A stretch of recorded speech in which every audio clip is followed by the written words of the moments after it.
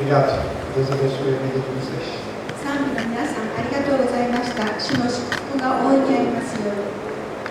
Vamos convidar o pastor Eduardo, será o mensageiro desta manhã. A mensagem será em português, não haverá tradução para o japonês. A maioria das pessoas aqui, acredito que todas entendam o português. では続いて、小谷先生からメッセージをいただきますが、本庁は日本語への通訳はございませんというのも、出席しておられる皆様方はポートゲースがよく理解できるということですので、ポートゲースだけでメッセージをなさいます。 Vamos orar? Senhor, te agradecemos por tudo que o Senhor tem feito em nossas vidas. Queremos agora especificamente pedir pela mensagem. E a partir desse momento o Senhor tome o pastor Eduardo em tuas mãos e que ele seja um instrumento, Senhor. Que ele possa nos trazer a mensagem que o Senhor tem a dizer para nós. Que seja estabelecido a partir de agora uma conexão entre o seu coração, Senhor, e o coração do pastor, e que tudo aquilo que ele for nos transmitir seja através de ti, Senhor. Eu oro, Senhor, agradecido em nome de Jesus. Amém.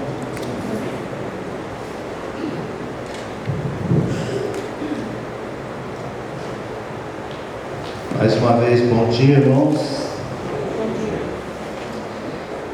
Como já foi dito, esse é o nosso último culto do ano. O ano agora sim está terminando. E eu creio que muitos já estão com a sua agenda para o próximo ano já ajustada, planos já feitos, ou pelo menos as diretrizes estabelecidas.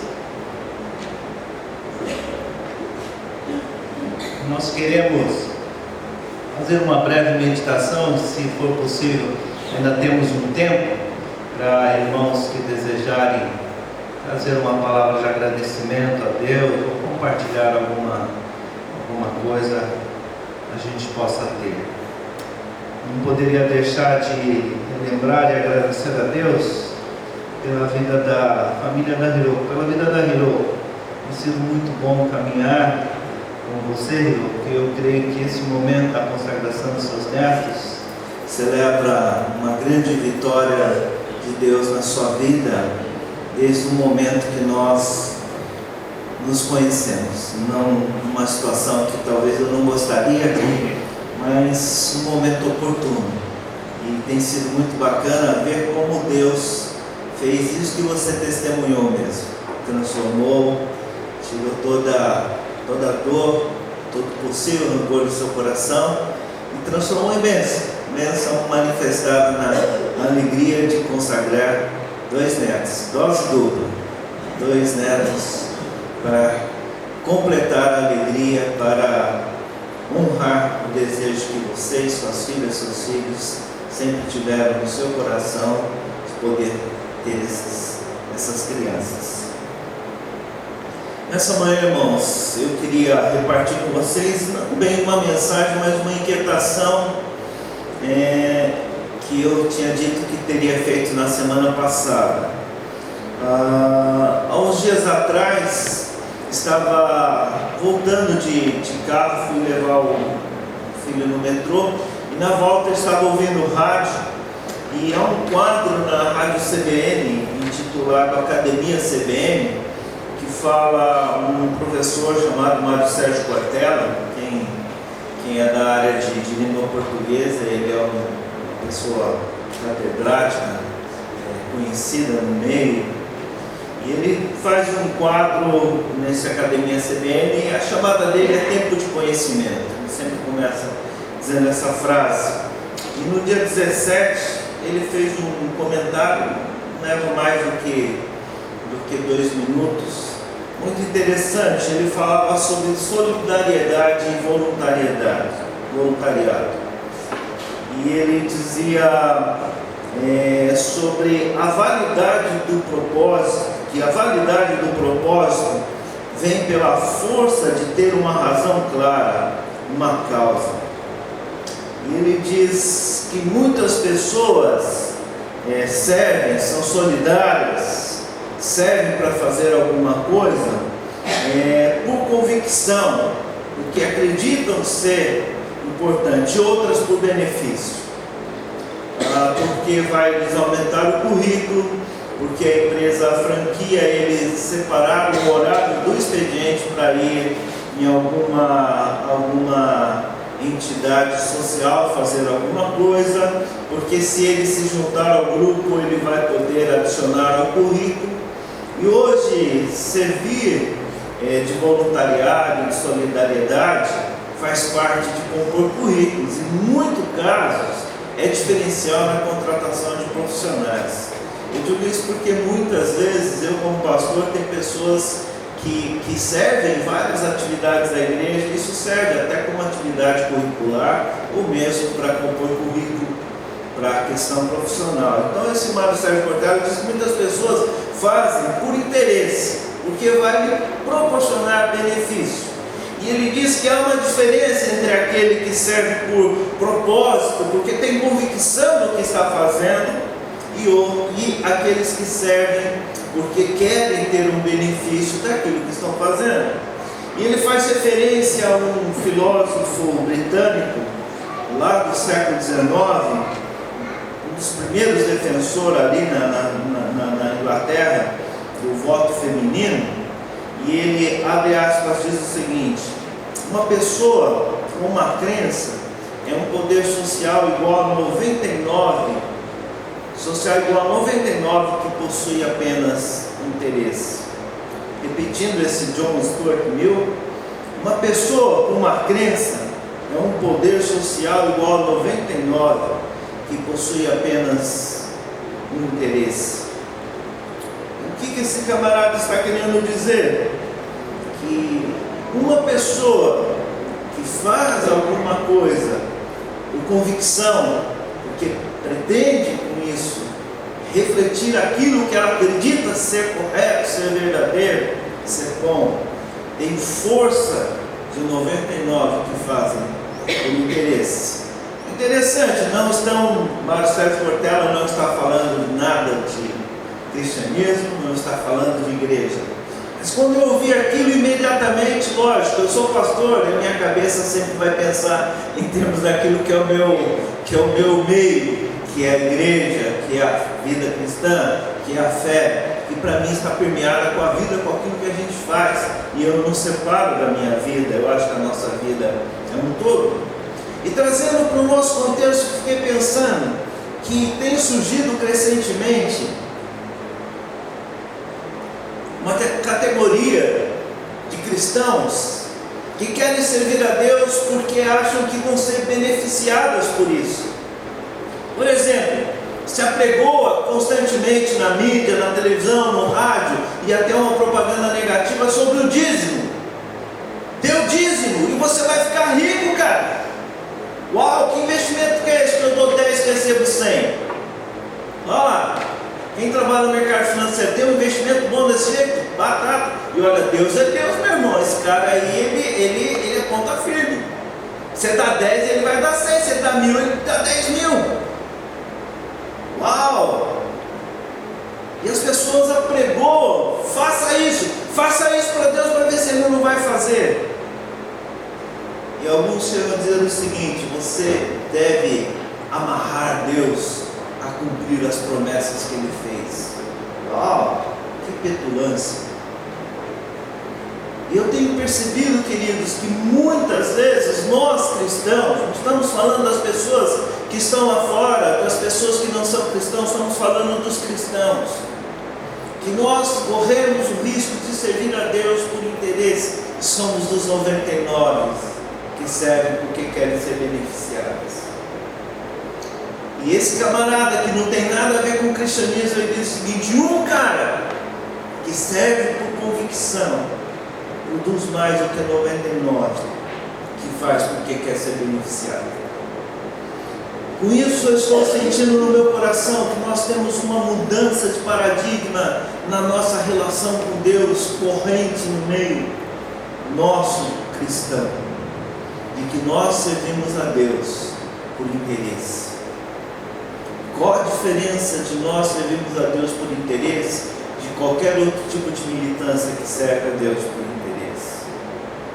Qual a diferença de nós queremos colocar trocentos políticos lá para fazer lobby favorável a nós do que os pluralistas, do que os qualquer outro lobby? Não há diferença nenhuma. Se queremos pessoas boas no poder, para produzir o bem a todas as pessoas, porque o bem deve ser produzido, não para proteger um grupo de pessoas.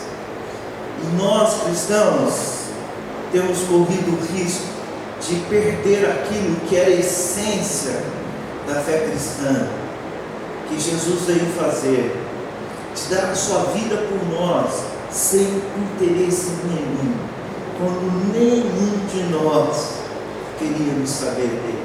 Quando todos lhe viraram a face, ele ainda assim deu a vida. Romanos capítulo 5 diz que Jesus deu a vida por nós, sendo nós ainda pecadores, e que nenhum de nós tínhamos interesse nele, mas ele morreu por nós. Romanos capítulo 3. Jesus nos dá o exemplo da verdadeira consagração, a verdadeira razão de ser da fé cristã, quando nós somos capazes de servir a Deus sem esperar dele nada em troca, pelo simples fato de que ele se deu por nós e ele é a razão da nossa conversão. Abra sua Bíblia em Filipenses capítulo 3. Bom, Jesus é Jesus, cara. Vamos, agora você jogou sujo. Jesus é Jesus. Você quer me comparar com Jesus? Você está brincando, cara. Há uma eternidade de distanciamento entre eu e Jesus. Não tem nem como. Afinal de contas, ele é Jesus e eu sou eu. Ele marca o calendário da humanidade. Ele é a personalidade das personalidades. Eu sou um réis mortal. Nós vamos ver o apóstolo Paulo, um homem como eu e você, que era comum, mas se tornou notório, e um homem que impacta vidas até o dia de hoje. Filipenses capítulo 3, a partir do verso 7 ao verso 11. Mas o que para mim era lucro, isso considerei perda por causa de Cristo.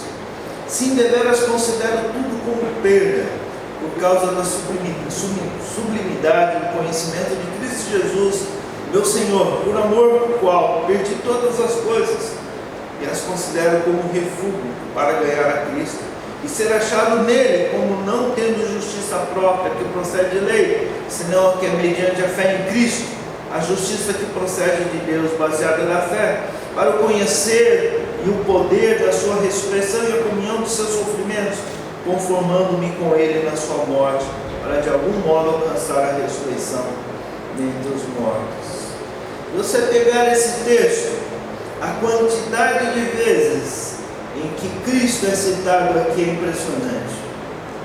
Paulo diz que considerou perda por causa de Cristo. Mais do que isso, considera o conhecimento de Cristo. Meu Senhor, por quê? Por Cristo perdi todas as coisas e as considero esterco para ganhar Cristo e ser encontrado em Cristo, não tendo a minha própria justiça que procede da lei, mas a que vem mediante a fé em Cristo. Quero conhecer Cristo. Esse texto, Filipenses 3, que Paulo dá o seu testemunho pessoal. E Paulo era um homem que tinha um currículo invejável. Foi treinado aos pés de um mestre, Gamaliel. Nós poderíamos dizer, estudou na Harvard de seus dias, estudou na melhor universidade, fez a melhor pós, teve os melhores mestres, foi o melhor aluno, graduado com o prêmio de melhor aluno, foi o cara dos caras, zeloso ao extremo, ao ponto de dizer-se fariseu dos fariseus. Ele era o zeloso dos zelosos. Ele era um cara irrepreensível no tocante à lei, ele diz acerca de si mesmo.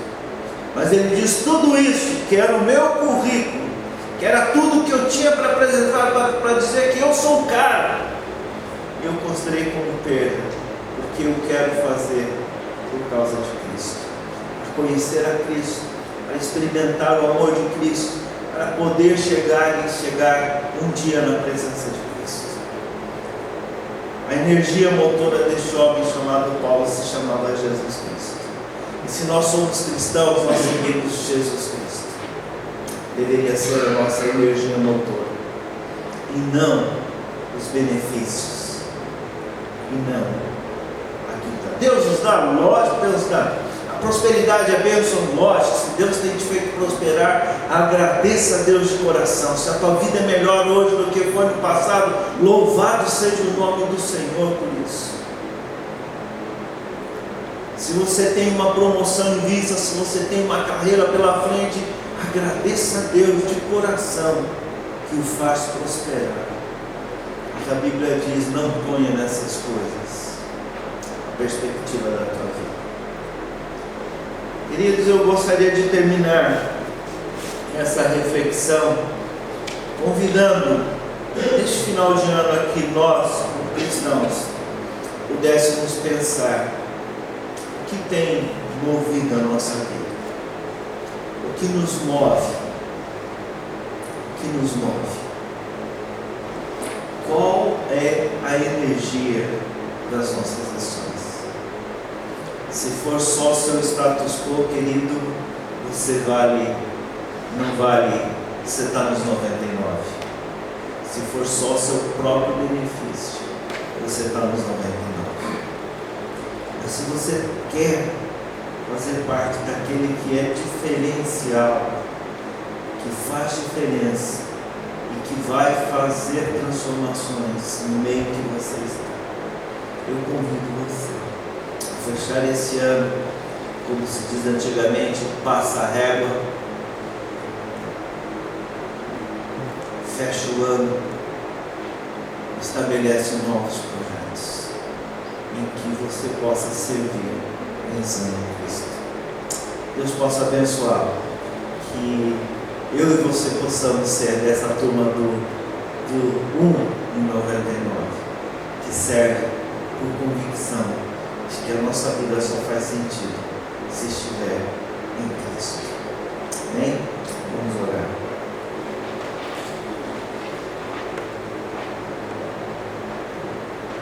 Deus, obrigado. Nessa manhã nós somos ricamente abençoados por testemunho da família Nagashima, por ver como o Senhor é um Deus abençoador, um Deus que transforma. E sou grato por ter podido caminhar esse tempo junto com a Hiroko e sua família. Obrigado também pelo testemunho da Ruth, que repartiu, foram anos de angústia. Eu lembro várias e várias vezes em que a coisa parecia impossível de acontecer, em que a esperança chegava quase que ao fim, mas a convicção de que o Senhor é o Senhor, que vale a pena te servir. O Senhor é um Deus que nos abençoa, porque tem prazer em nos abençoar. E nós vimos na Tua Palavra nessa manhã que vale a pena servir ao Senhor, que vale a pena nós dedicarmos, porque o Senhor é a razão da nossa vida, e de que, como consequência disso, o Senhor cuida, o Senhor abençoa, o Senhor nos dá com abundância. Nós agradecemos de coração. Pedimos que abençoe toda a igreja nessa manhã, no nome do Senhor Jesus. Amém.